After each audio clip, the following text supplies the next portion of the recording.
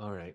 This is the sit rep for July 19th, 2025. There's no end in sight. And starvation has advanced to an unbelievable level. Um, I I've been thinking about this and how it's going to transform politics in the foreseeable future. And I wanted to read you someone named Kai Stark. I don't know much about Kai Stark, but Kai Stark is on Twitter, and I saw these tweets from Kai Stark in response to Mira, who is also someone I follow on Twitter.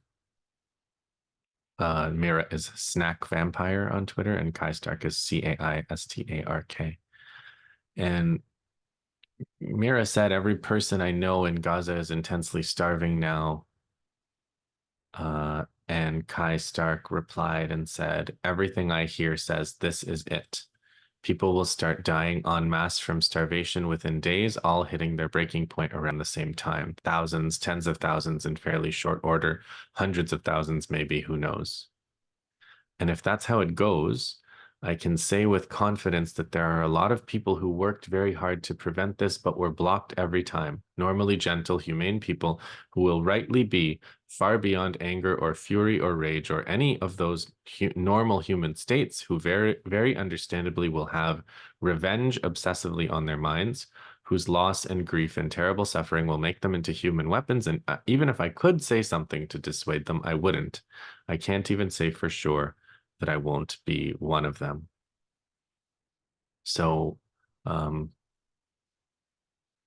yeah, I mean, I think we are reaching almost the point of no return in terms of the deliberate Israeli US induced Western supported famine in Gaza.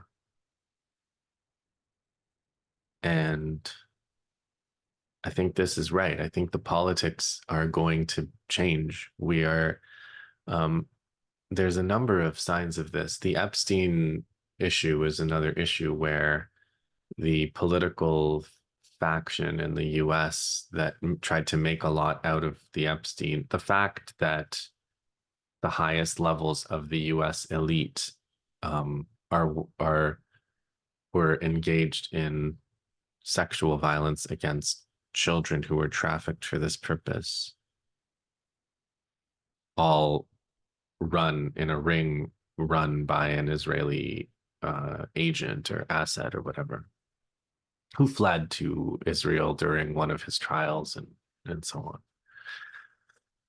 This whole thing is the right tried to make this into an issue, a political issue. The Trump people tried to make this into a political issue, and then obviously Trump is implicated in the whole thing, and now Trump is just saying, I'm in charge of this cult, I'm in charge of this political movement, and I'm saying it's over. I want to turn that off like a tap. I want to turn that scandal off now. Well, it's used its purpose, and I'm just want to press the button and make it go away. And I mean, there's always a group of people that are so committed to whatever it is they're committed to that they're not going to budge. But there are also a substantial number of people in the Trump echelon that really got upset over this. The fact that our entire elite on both sides, on all sides, are involved in this type of sex violence crimes against children. And they're all now openly involved in a genocide and starvation of children, that some people, even on the right, are upset by this, and they're not allowing Trump to just turn it off on a dime. Some are, but some aren't. And that what I'm trying to say is that this is also a transformation of politics, as I think anti-genocide people, which has never been a coherent political movement of any kind, or a unified faction, but something with an ebb and a flow, with people involved at various times for various different reasons. But I do think that when the urgency, there, everybody was united by this urgency of trying to break the siege, of trying to stop the Israelis from completing their genocide. And um, when you reach the point of no return in terms of the genocide, when rescue becomes impossible, then politics is going to be about revenge. It's going to take this totally different form. And revenge is very different. Revenge is very different from rescue. It's a totally different kind of value. It's a totally different kind of politics. It's a totally different kind of timeline. You know, rescue has this urgency to it. And revenge, people will take revenge on their own timeline in their own ways. It's a very, very destructive place that we're going. And Kai Stark said it best, like, if our society, does a society that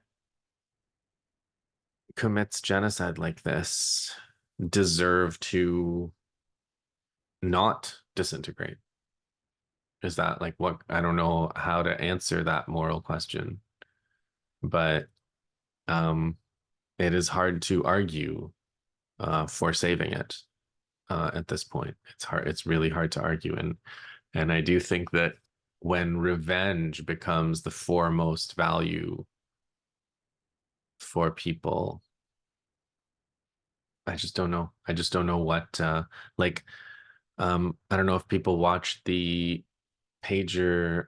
The Rania Khalek made a documentary. It's a real documentary, like you would watch on a big corporate channel in terms of the production values and the way that it's done. But it's investigating a topic that obviously no such corporate entity would investigate. But she's talks to a lot of the people that were you know injured, badly wounded in the pager attack.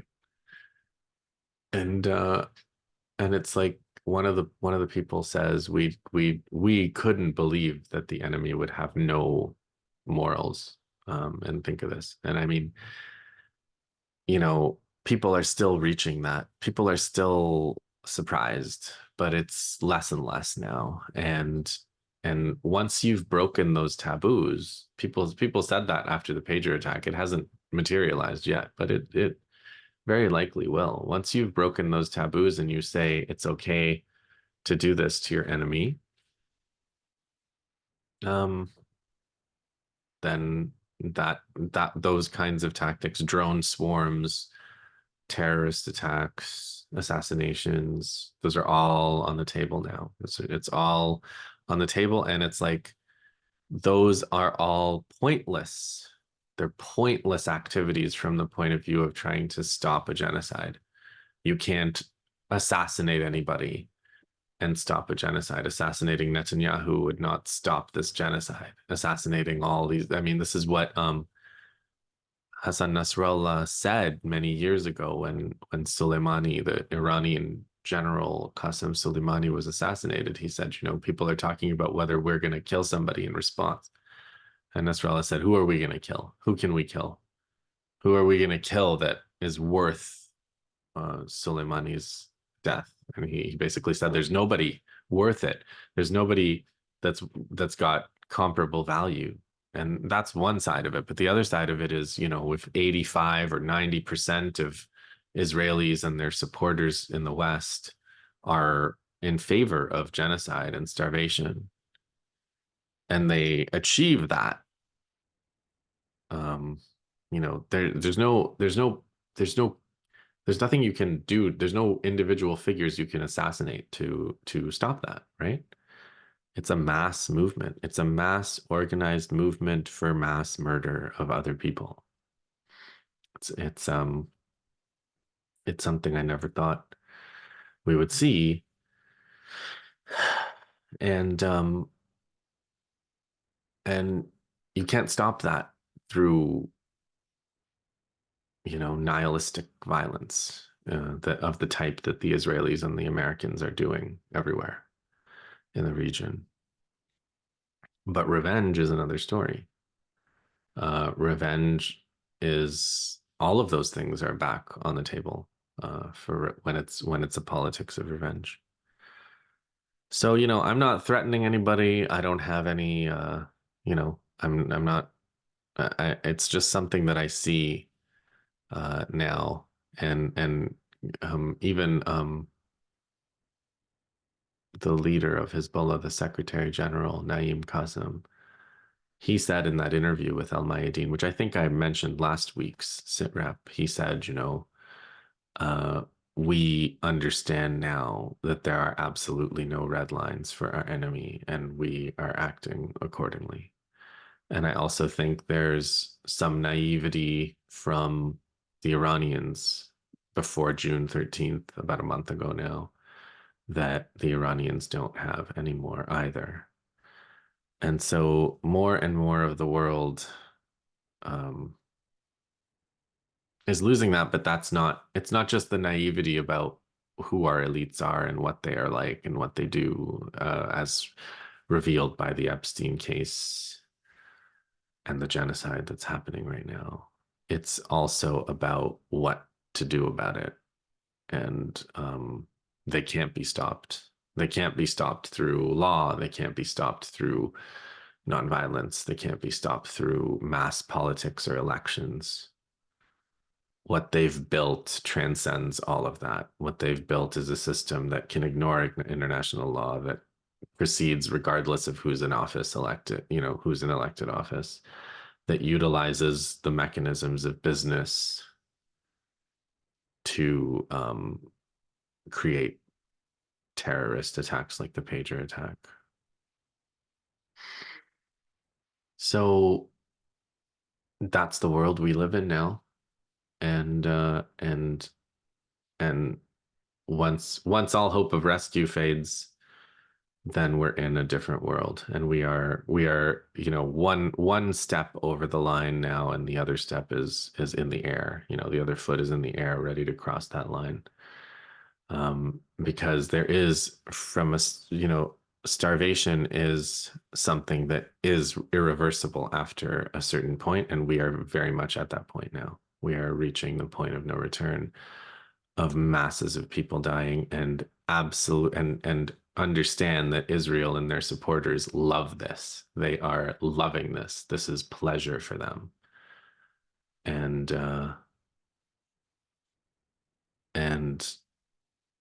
what that means for our future, um, I guess is going to unfold. Um, about you probably saw that the Israelis bombed a Catholic church in Gaza. I mean, this is like I just wanted to say one thing about this, because you see some people uh trying to appeal to Christians, um trying to say, like, look, it's not just Muslims they're killing Christians too, and Christians need to address this. Christians need to stand up now for Christians in Palestine. And I just wanted to tell you that that's not going to happen. I wanted to tell you that, and this does relate to what Abu Obeida said in his speech yesterday. Um, Muslims of the world are not rising up to save the Palestinian Muslims, and Christians of the world are not rising up to save the Palestinian Christians. There's no religious solidarity of that kind. Religion is a weapon used by the imperialists uh, to divide. It's like Catholics and Orthodox Christians that are despised by the Zionists, and it's Christian Zionist evangelicals who are, have a good relationship with the Zionists, and with the Jewish Zionists. So, and Christian Zionists are also, like, very much know their place They you can watch Ted Cruz talking to Tucker Carlson.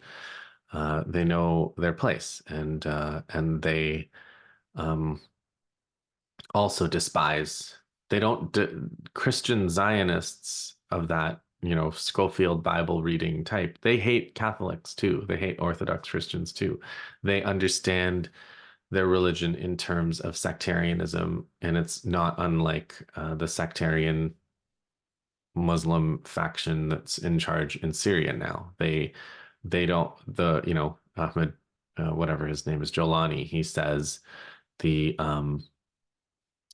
Israel's not our enemy. He says that as Israel is bombing. He says that as Israel is bombing Syria. He says Israel's not our enemy. Who his enemy is other Muslims from other sects. It's a fully sectarian understanding. So the idea that there is a Christian, um, a Christian community that's going to stand up for their fellow Christians, it's not real. And the idea that they're no more real than the idea that there's a Muslim community that's going to stand up for their fellow Muslims. And instead, uh, religious sectarian identity politics is a big part of what the Israelis and the Americans are able to use to win people over to genocide. And that's the amazing thing about the Bible in particular, whether you're reading the Christian or Jewish version of what Christians call the Old Testament, is these are books that are so intensely genocidal. You can't even, I don't know of any other book that is as genocidal as the book of Joshua in the Bible. And so all of both Jewish and Christian um, Zionists, that's their favorite book. Ben Gurion, the first prime minister of Israel, had a study group studying the book of Joshua. The prominent Israelis met at his house once a week and published their findings, their discussion group in the 1950s. So, and the book of Joshua is the book where they talk about Amalek and they talk about killing all the children and women and livestock and everything. And that's what they're enacting um, in uh, in Gaza especially. But when they have succeeded in Gaza, they'll go on to the West Bank, and when they've succeeded in the West Bank, they'll go on to Lebanon and Syria, and they will never stop until they are stopped somehow. And these are all really important things to understand about who the elites are, who's in charge of our world, and what they actually want. Um, and it's too late to have any illusions about that. So appeals to Christian brothers are a waste of time. Uh, and what we have left, as I've always reiterated on this channel, is the battlefield. I want to talk about now the two main things that I wanted to talk about, which is what's going on in Syria, what are the imperialists up to in Syria, and then I'll go through Abu Obeida's speech yesterday. Abu Obeida, the spokesman for Hamas's armed wing, the Izzadin al-Qassam brigades. Okay, Syria. So Syria, there is uh so it's basically the Druze community that is under attack now in Suwaida. And I hope you guys are catching Laith Marouf's appearances. Last time I talked to Laith, we didn't talk about this. It happened more or less as we were hanging up that day. And he's been on Nima Al Khorshid's show, and I think Rachel Blevins and some others, and Mirandi too. I would highly recommend both. Both have been on this channel, and those are the ones I try never to miss. So The Druze community in Suwaida came under attack by the Jolani government, or such as it is, the Jolani thing, whatever it is that now is control of at least parts of Syria. So they were doing this kind of uh, genocidal counterinsurgency on the coast, in Latakia and places like that. And now they've gone into the interior and they're going and doing it in Suwaida. So the difference between doing it on the coast of Syria and in Suwaida is that on the coast of Syria, on the other side of it is the ocean. On the other side of Suwaida is the Israelis. So the Israelis have decided to take parts of the Syrian south, and they employ a lot of Druze from Palestine in their army. So the Druze sect is the one sect of Palestinians that's active in the Israeli army, second class citizens in the Israeli army, but Israel is a masterful apartheid state that creates varied classes of citizenship. They've done it globally and they do it inside whatever the ever expanding borders are of their state. So there are Palestinian Druze in the Israeli army, and there are Druze that are under attack by the new HTS, let's call them HTS, the Jolani government. And the Jolani people are they ultimately belong to Turkey. They belong to Turkey. They were forged. Jolani himself is forged in the international gulag, uh, the the U.S. prison system that they built across Iraq for torturing and incarcerating insurgents and then breaking them down psychologically and then using them to lead different paramilitary kinds of organizations. This is a pattern that they've done elsewhere, but again, Iraq perfected it. And when ISIS arose in Iraq, the Islamic State, when it arose, the Islamic State in Iraq and Syria, it was called. That was basically the US kind of unleashing these people. That was a decade ago, and they'd been doing this. They'd been working on this. They built this torture infrastructure for insurgents starting a decade before. So 10 years of US torture, psychological kind of creation of these tens of thousands now of what US friendly insurgents. And then they entered the Syrian war and they were driven to Idlib by the Russians and the Iranians and Hezbollah from Lebanon. And then at, came to be like basically sponsored by Turkey. And so, and all, I mean, Turkey was always the vehicle. Turkey is the vehicle for a lot of these acts because Turkey's in NATO and Turkey is open for this kind of regional operation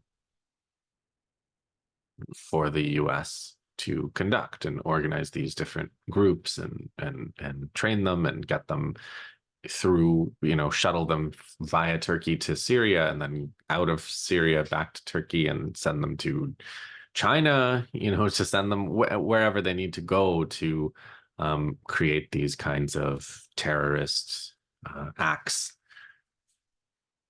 for ultimately US policy. So HTS should be understood to be basically under the control of Turkey. And so But what Turkey is offering them, they're ultimately the fighting men of HTS are from all over the world. They're an international, organized by Turkey and mostly in Turkey and Idlib.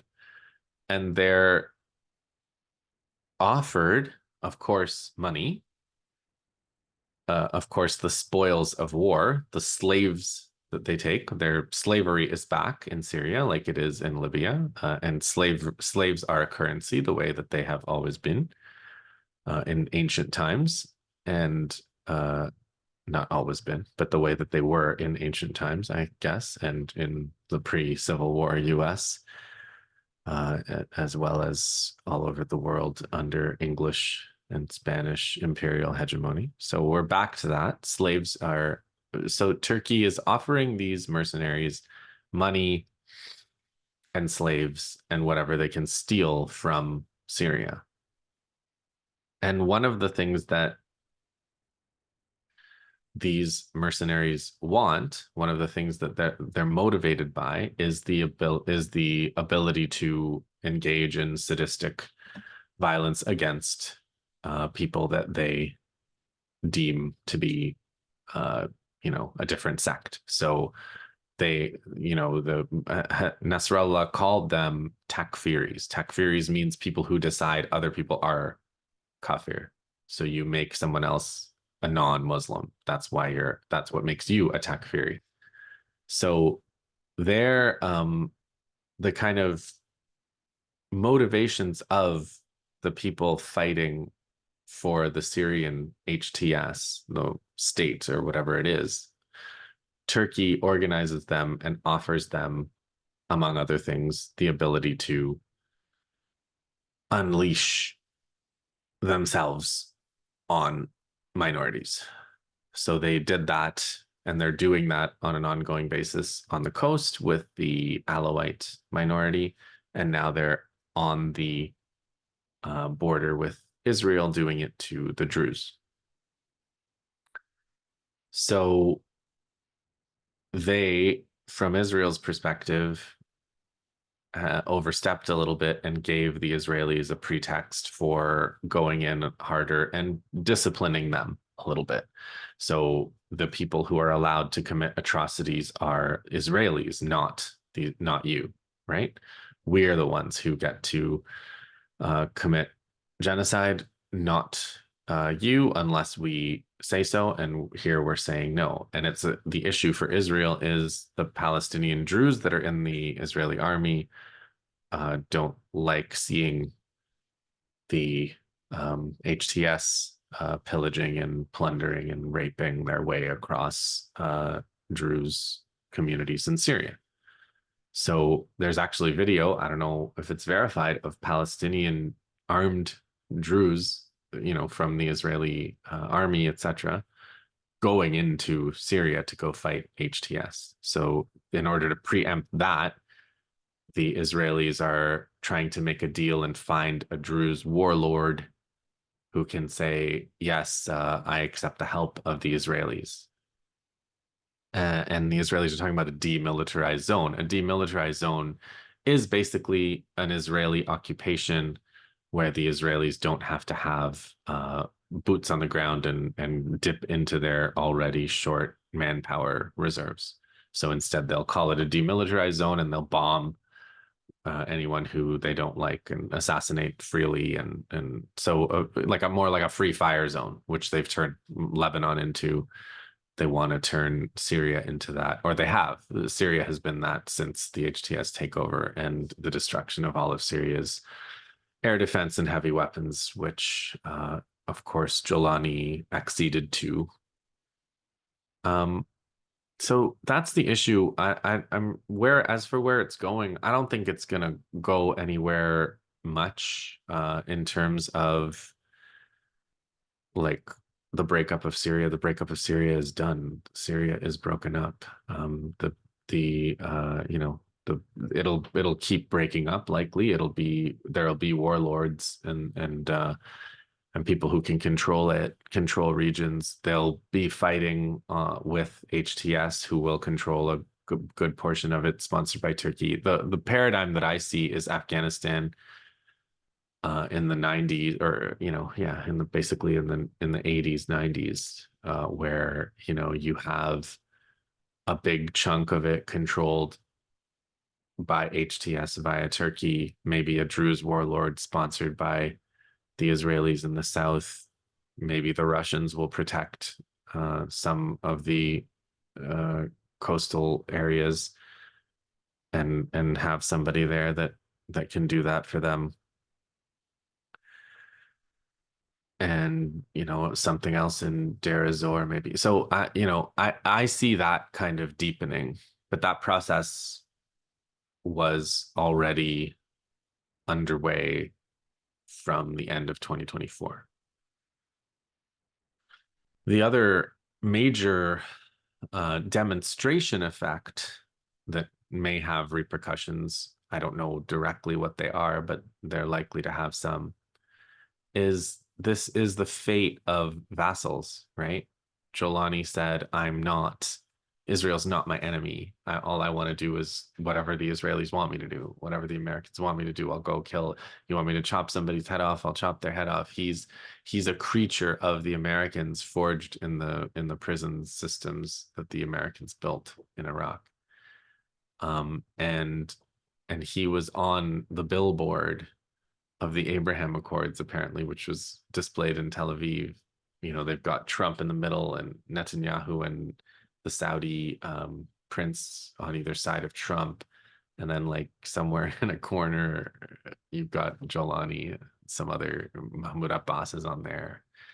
So he was he shook all the hands. He wore the suit. He went and signed away the land. He did everything that the Israelis wanted, and the Israelis bombed anyway, and in a maximally humiliating way.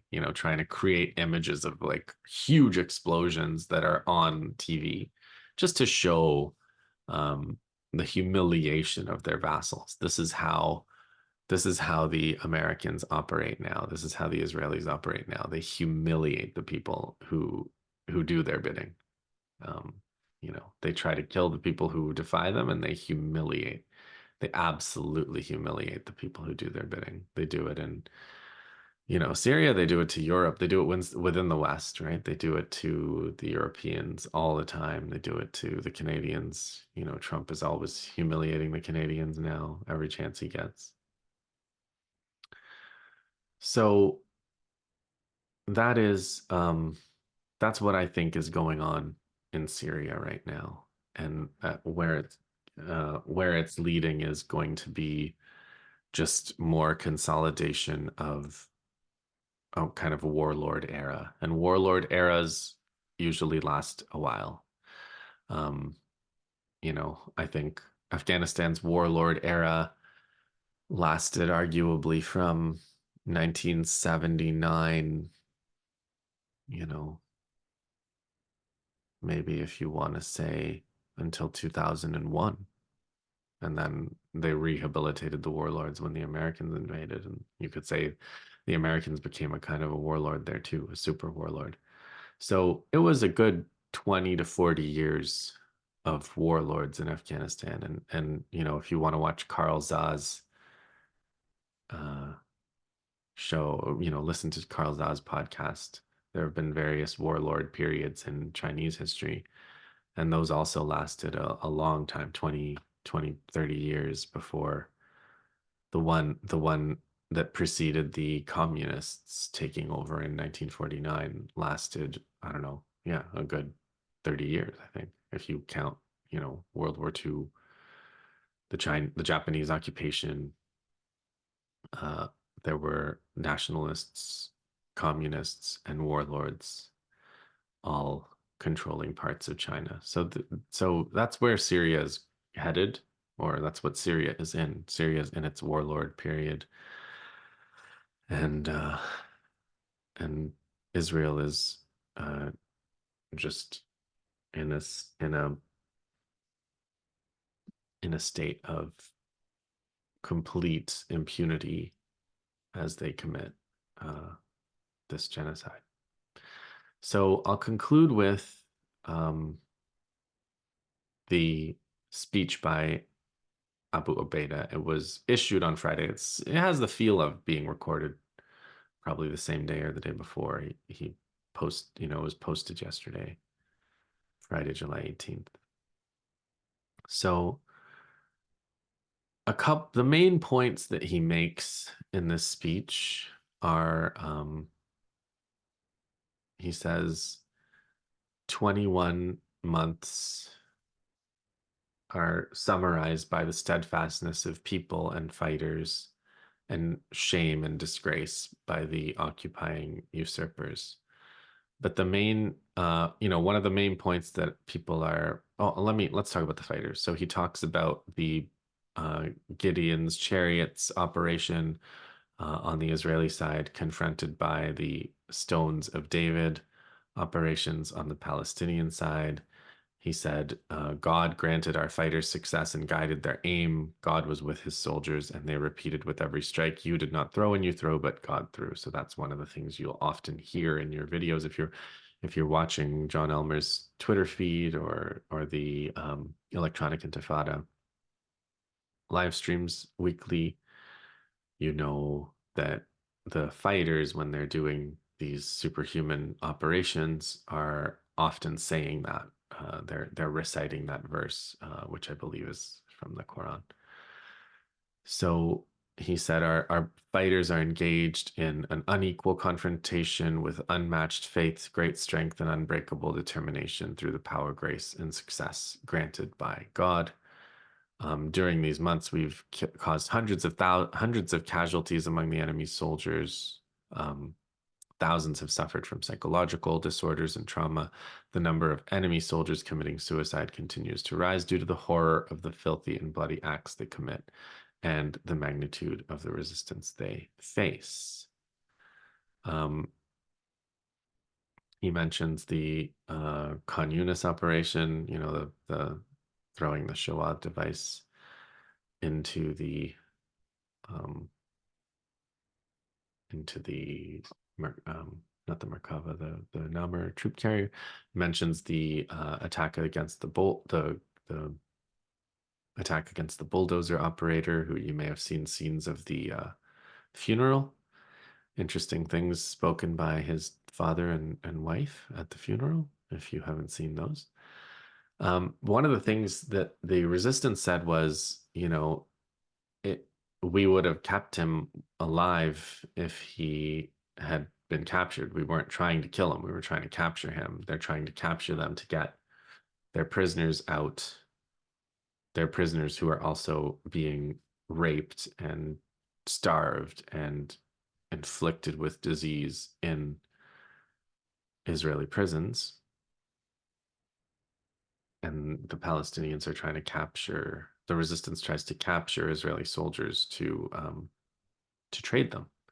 He says, our fighters have attempted in recent weeks to carry out several operations to capture Zionist soldiers. And I wondered about this. If you've been following this channel for years, I've been wondering about this for years, whether they're going to at some point try to capture more Israeli soldiers. And it appears like that is their one of the things they're going to try to do now. He says some of these operations nearly succeeded, but for the will of God first, and the enemy's use of the tactic of mass killing of its own soldiers, suspected of being exposed to capture attempts. So the Israelis will freely murder tons of their soldiers, all to prevent them from becoming captives.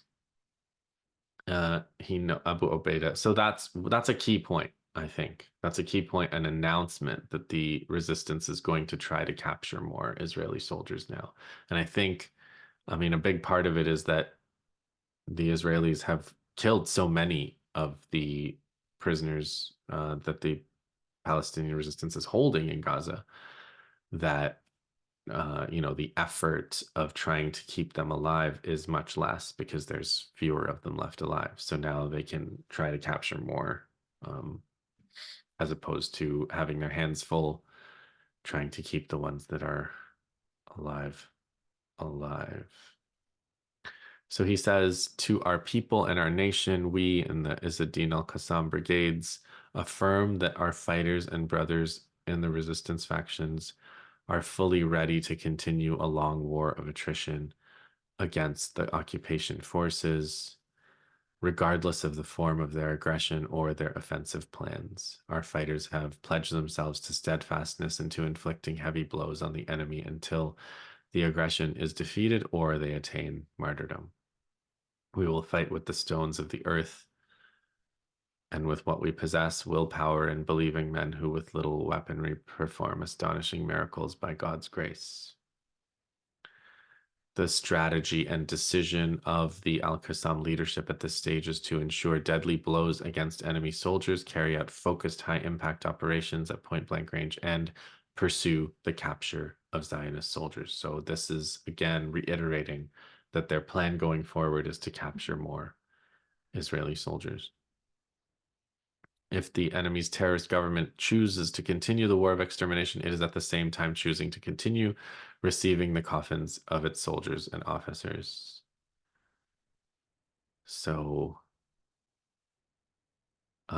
then he has a direct critique of the Ummah, the elite, the leaders of the nation, the Muslims. He says, "We are proud of the steadfastness and heroism of our fighters, and we are deeply aware of the pain and suffering endured by our wounded people and our patient families, whose pain we live with day by day. Our fulfillment of the duty entrusted to us in resisting and fighting this enemy does not absolve the 2 billion strong nation from its own duty, a duty it has unfortunately abandoned.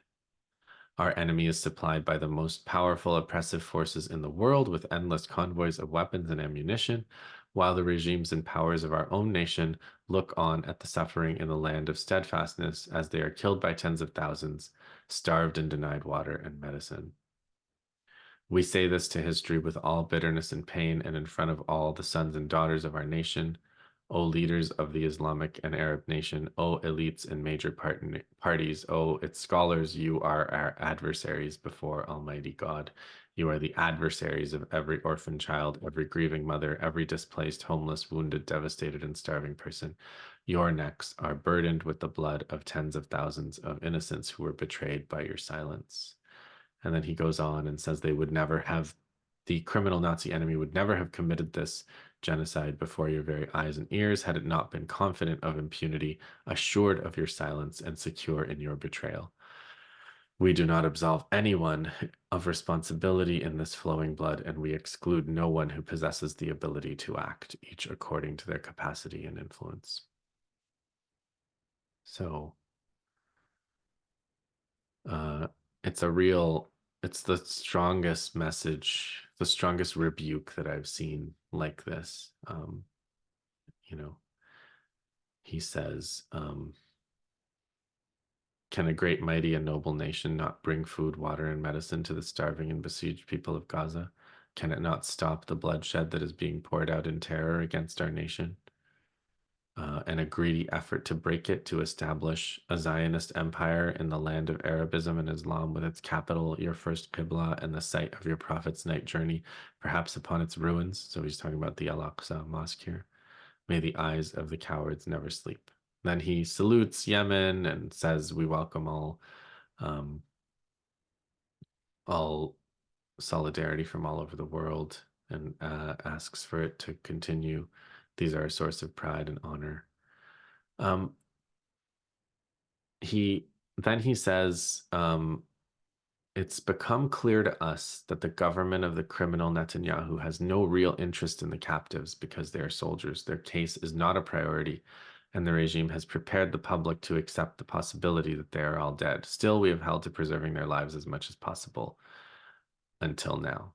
But then he says, there's not going to, he says publicly, if the enemy remains obstinate from this round, as it has done in every previous one, we do not guarantee any return to partial deals or to the 10 prisoners proposal. So this is a direct response to the American, idea for trading 10 prisoners for 60 days of, lighter genocide or whatever, with all the crossings closed and starvation. So, um,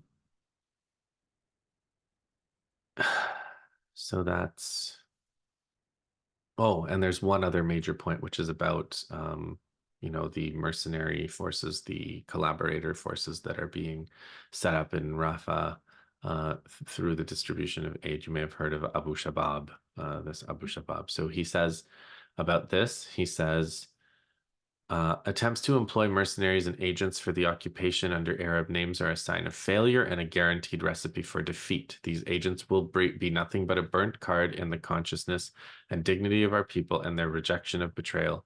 What the enemy spends on them will be regret, calamity, and a clear loss for the occupation and its agents. We call on these agents to repent immediately and return to the embrace of the people before it's too late, when regret will be of no avail. Otherwise, their end will be tragic and a lesson for every traitor and coward. So, fairly explicit threat. They have fought and directly, attacked these various agents already. So they want that it's pretty clear from that speech that they're considered agents of the occupation and will be attacked militarily accordingly. The other thing I wanted a note about Abu Obeida's speech was just how tired he sounded.